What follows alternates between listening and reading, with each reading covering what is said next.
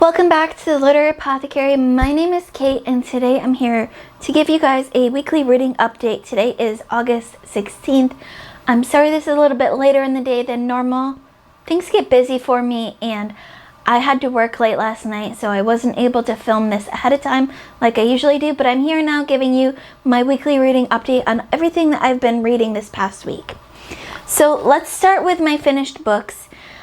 I have finished the ARC copy for A Tangle in Time by Josiah Bancroft. This book comes out on September 9th, so just a couple weeks away. This is book 2 in the Hexologist trilogy, and I loved this installment. Josiah Bancroft always seems to know just the right book that I need.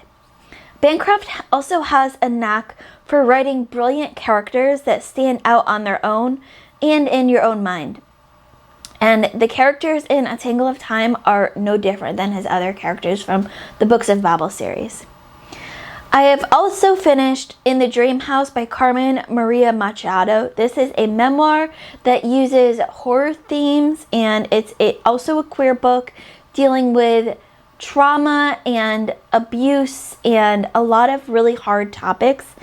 I listened to the audiobook version of this that's narrated by the author, and Machado has a unique writing style.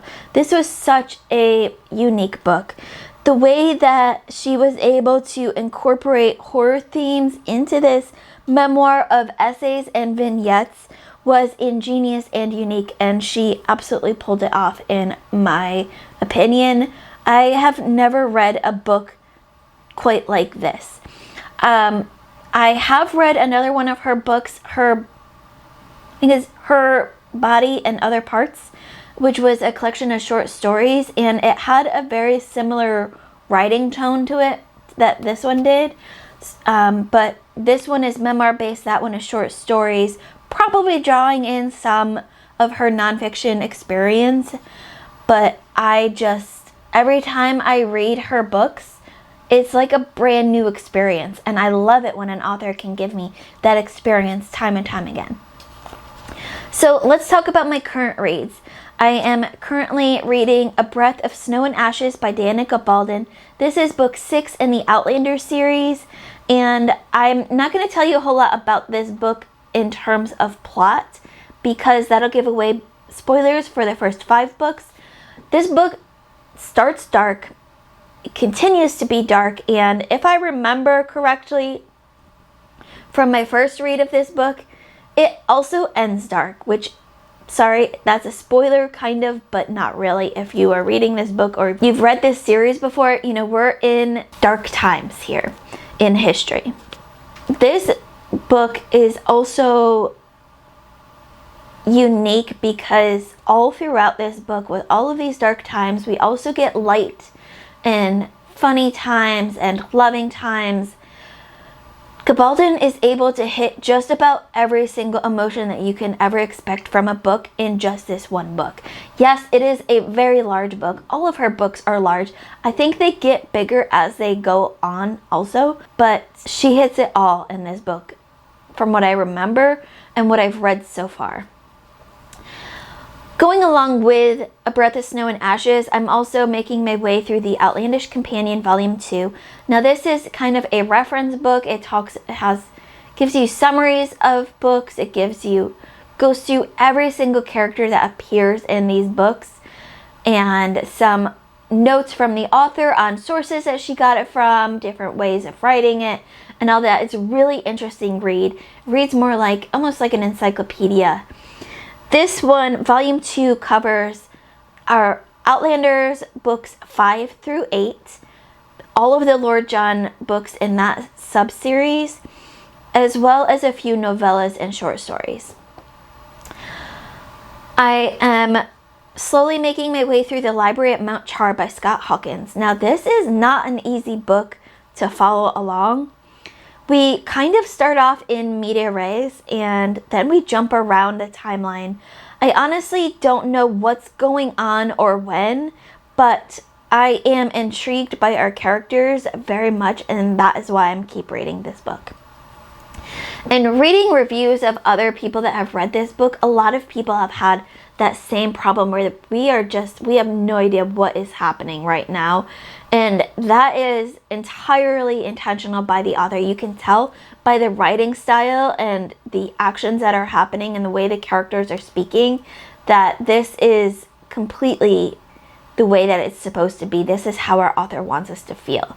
It's not because Scott Hawkins is a bad writer. This was completely intentional by him, which to me makes it good writing. If we're feeling the way that the authors want us to feel, that's good writing. I just started Kentucky Dragon by Michael Park. This is a horror book. Arc got through Book Sirens. This comes out on September 30th, and this book is weird so far. Very, very weird. This is one of those books where you are trying to figure things out along with the narrator. So a little bit different than The Library at Mount Char, where it feels like, for the most part, the characters and our narrator know what's going on. They're just not telling us. In Kentucky Dragon, our narrator has no idea what's going on, and half of the characters don't know what's going on. They're all trying to figure it out at the same time, with other characters keeping it from our main character and our narrator. So that's a little bit different than not knowing what's going on because of the way the author wrote it. This one is definitely not for the faint of heart. I will add a caveat going back to In the Dream House. That's also not for the faint of heart. That is a very deep, hard-hitting book, and I'll talk about more when I do my spoiler-free review video for that one. This one, again, not for the faint of heart. Our main character, Mark, is 11, and he meets this man called the Chicken Man, who tells him that, now bear with me because this is gruesome, an ice pick lobotomy makes people happy.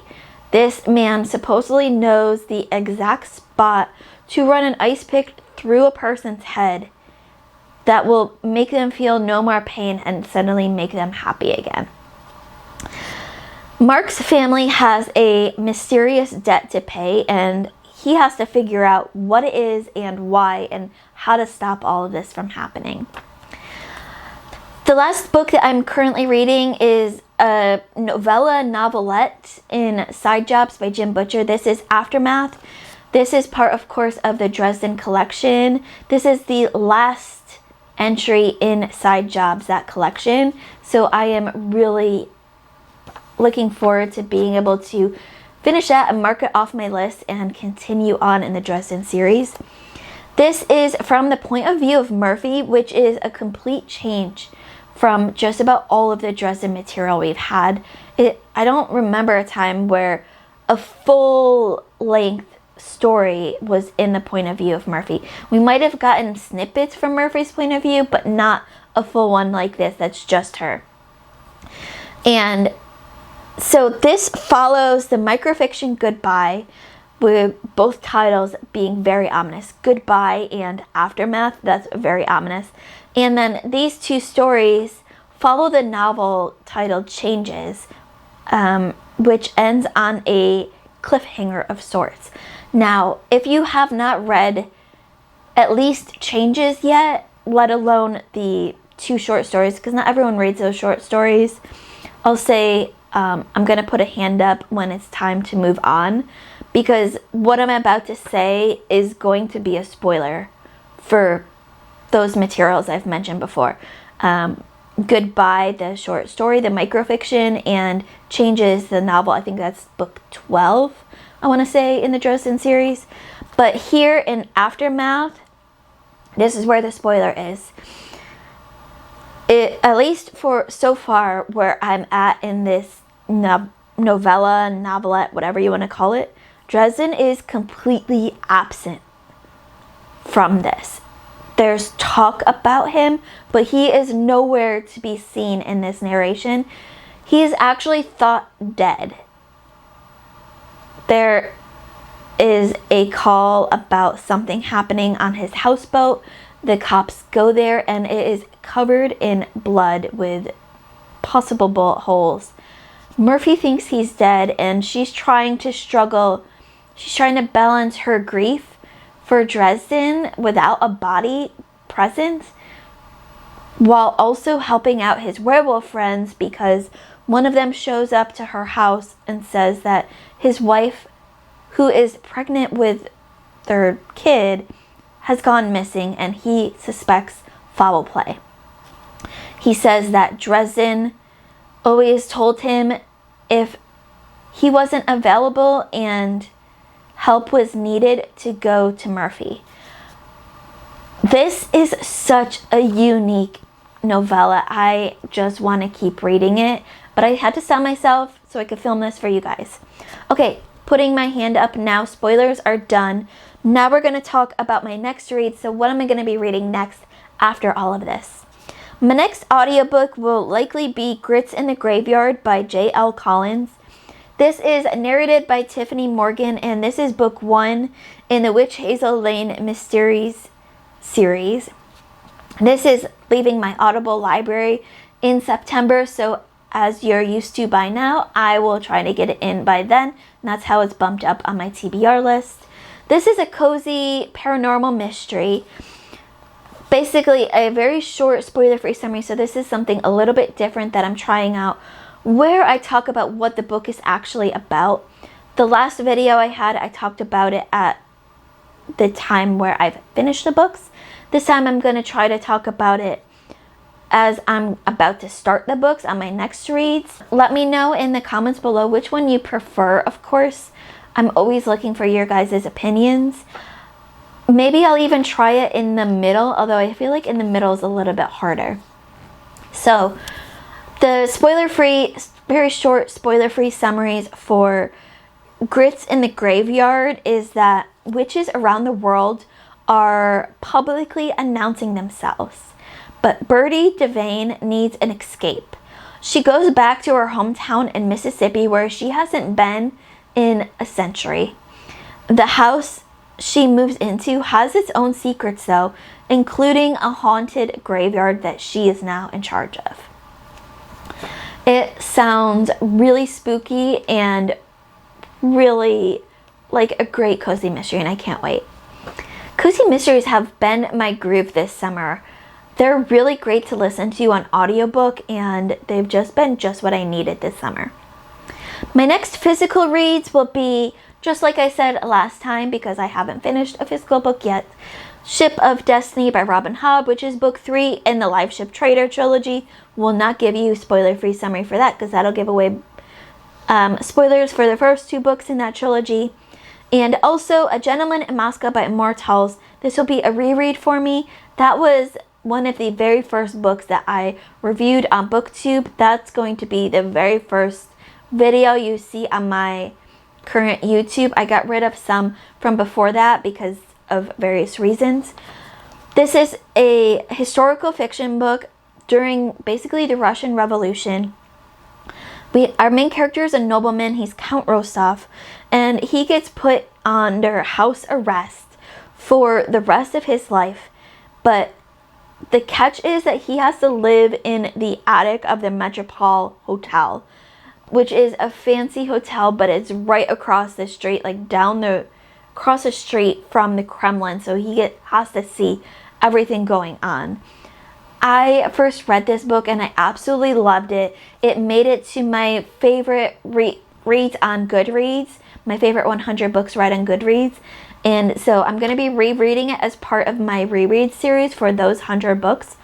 But also I just watched the mini-series of this starring Ewan McGregor, and it made me want to reread the book. The mini-series was great. They did a great job with it, but it definitely made me want to reread the book. My next digital book will likely maybe be At the Water's Edge by Sarah Gruen. I went onto my Kindle and found the oldest book I've owned on my Kindle that has not been read yet, and At the Water's Edge came up as that. Now sometimes when I switched from the Kindle app on my computer where I found this and my actual Kindle, that order changes a little bit. So this may be the next digital book I read, may not be. I might just skip to an arc I have for like February and get that out of the way. We'll see. I haven't quite decided yet. But if At the Water's Edge is the next digital book that I read. This is a historical fiction that takes place in the 1940s during World War II era. Maddie and Ellis are cut off from their father's good graces and deep pockets. And Ellis decides that he needs to go to Scotland and hunt down the Loch Ness Monster to get their father's favor back and all of his money. Maddie is somehow left alone while they're out in Scotland. Ellis has another friend with him or makes friends out there. It's a little unclear from the summary, but once I get to the book, I'll know more. Basically, Maddie is left alone and she must figure out who she is and what she wants. It's kind of a coming of age story for Maddie, and from what I can see, a little bit of a romance too. This is by the author of Water for Elephants, which I loved. If you have read any of these books, let me know in the comments below. Which ones did you love and which ones didn't quite hit for you? The next videos on my channel that you will see are 2 dedicated reviews, one for Outer Dark by Cormac McCarthy and one for A Tangle in Time by Josiah Bancroft, which I just talked about in this video. So that is it for now. As always, let me know in the comments below, what was your favorite reading moment from this past week? What are you looking forward to reading this most in this next week? Keep reading, and I love you all to the moon and back.